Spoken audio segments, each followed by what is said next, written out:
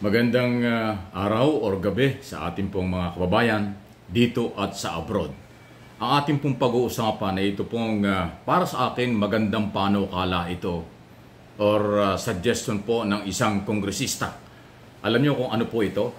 Kanya pong hinihiling kay Pangulong Ferdinand Marcos Jr.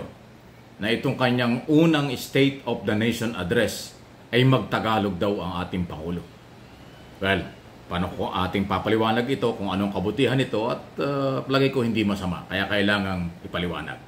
Pero siyempre, bago ang lahat, muli kayo po'y aking inaayahan na mag-follow, mag-subscribe dito sa channel na ito. Mike Abi Opinions. Click ang notification bell para updated po kayo, like and share para po makarating sa ating mga kababayan na interesado, lalo tigit ang pag-uusapan natin una na State of the Nation Address or SONA ng ating Pangulo. Ito po ay gagawin sa July 25 sa ating Kongreso. Live ito nationwide, worldwide kasi nasa social media, television at radyo ang SONA ng Pangulo. Ang nagpapanukala po na gawin daw pong Tagalog ang lingwahe sa SONA ng ating Pangulo ay walang iba kung hindi si Kabayan Party List. Okay? Ron Salo. By the way, kung di ako nakakamali, pangatlong term na ito niya as congressman ng party list. Isa itong abogado, vice chairman ng Committee of the House of Representatives, Committee ng House of Representatives nga po ng Public Information. Ibig sabihin, vice chairman ng Committee on Public Information. Ayan, nung nakaraang Congress. Okay. Well, timing po itong pag-usapan dahil nga po next week na sa Monday na po yung SONA ng ating Pangulo at ngayon po ay patuloy na pinaghahandaan ito ng ating Pangulo at ng mga membro ng gabinete. Kung gagamitin po ang lingwahe ng Pilipino, Tagalog, ay palagay ko'y makakabuti ito sa lahat ng Pilipino. Hindi lang doon sa 31.5 million nang naglagay sa kanyang kapangyarihan bilang Pangulo, pang-17 President ng Republika ng Pilipinas. Okay? Kasi pag nagtagalog siya, lahat ng simpleng mamamayang Pilipino maintindihan ang laman ng SONA, ng ulat sa bayan or hihilingin niya sa taong bayan. Yan po ang ibig sabihin ng SONA. Mag-report sa bayan at gawin niya at hilingin niya ang suporta sa kanyang mga programa. Maganda po itong sinasabing ito ng mababatas. At kahit na ang Pilipino may kanya-kanyang lingwahe, Luzon, Visayas, Mindanao, pero majority ng mga Pilipino, siyempre, ay marunong at nakakaintindi ng Tagalog. Kaya palagay ko, mas okay ito. Kaya ko ito sinasabi dahil baka naman sabihin ng ibang kababayan natin na may karapatan naman sila, baka hindi namin maintindihan yan, mag-Bisaya na rin kaya, or mag-Ilocano, o kung anumang lingwahe. Okay. Pero ngayon, ang pinag-uusapan dito ay suggestion po ng kongresista mag-Tagalog. Kaya yun ang ating pinag-uusapan. Anong pong tingin nyo rito? Papabor ba sa lahat ng Pilipino, majority ng Pilipino talaga, na mag-Tagalog ang ating Pangulo? Para higit niyang maiparating at maintindihan ng taong bayan ang kanyang gustong mangyari sa unang taon ng kanyang administration. By the way, ang unang SONA ay di nga ho nakapaloob kung ano ang kanyang gagawin sa buong taon. Kaya kung kanyang may papaliwanag sa Tagalog, mas maintindihan ng mga farmers, ng driver, magsasaka, at simpleng mamamayan. Totoo naman yun.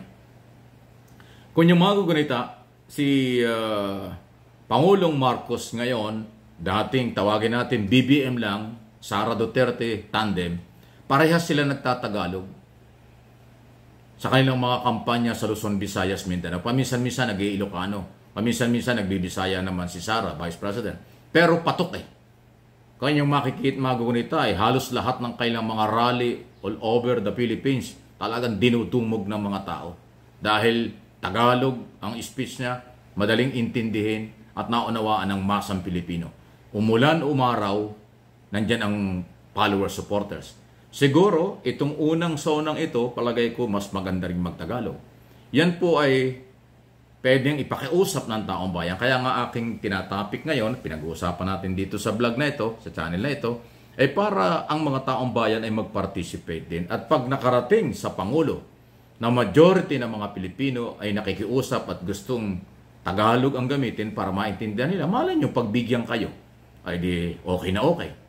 Ngayon, sasabihin yung iba paano naman yung mga diplomat, po, mga ambassador, mga guest, mga mayayamang sektor na hirap sa Tagalog na makikinig at pupunta doon sa SONA? Well, nandun na tayo, mahirapan sila. Pero kung Pilipino sila, lalo na yung mga Pilipino business sector o anumang grupo na Pilipino, Pilipino pa rin sila, alam nila ang Tagalog. Well, kung hindi maintindihan ng mga diplomat, abay di gumawa sila ng paraan kung paano nila maintindihan yung lingwaheng Pilipino.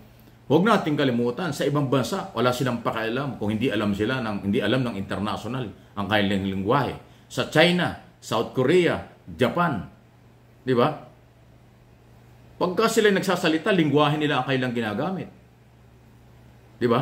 Kung hindi alam ng West Country ang kanilang pinag-usapan, abay problema nila yun. Basta ginagamit ng mga Japanese authorities, Chinese authorities, Singapore at iba pa, maging kung ano pa mga bansa dyan, tulad sa Arab country or sa Europe, ginagamit nila lingwahe nila.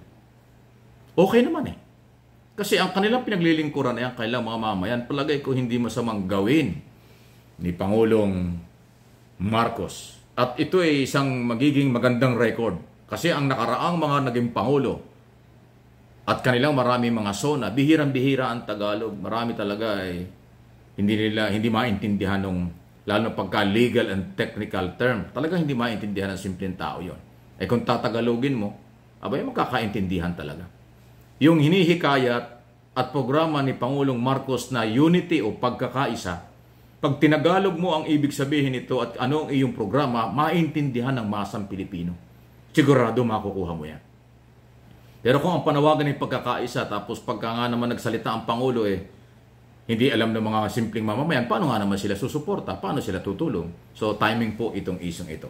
Kayo po na mga nanonood, nakikinig dito at sa abroad, hindi masama na ipagmalaki natin, pangatawanan, ang salitang Tagalog dahil tayo po ay Pilipino. After all, ang Pangulo ng ating bansa ay Pangulo ng mga Pilipino. Hindi ito Pangulo ng hindi nakakaintindi ng Tagalog. Malinaw naman yun. Okay? Di ba? Kaya palagay ko, hindi masama. Total, hindi naman hirap magtagalog ang Pangulo. Doon sa mga dating naging Pangulo natin, dating Pangulong Duterte, hirap siya magtagalog kasi Bisaya siya, di ba? Pero si Pangulong Marcos, kahit na Ilocano, pero matatas magtagalog, kaya palagay ko kakayanin. Ang ganda nitong ideyang ito ni Congressman Salo. Ron Salo. At pag pinakinggan ng Malacanang ito, di okay. Kaya itong natitirang ilang araw, bago yung aktual na SONA, palagay ko hindi masamang magsalita, manghikayat ang mga Pilipino na pakinggan ang isyong ito or magtagalog para higit na maintindihan. Ang ganda hong topic nito. Pangmasa, pang-Pilipino talaga. Hindi pang-kapitalista, hindi kung dayuhan. Masang Pilipino.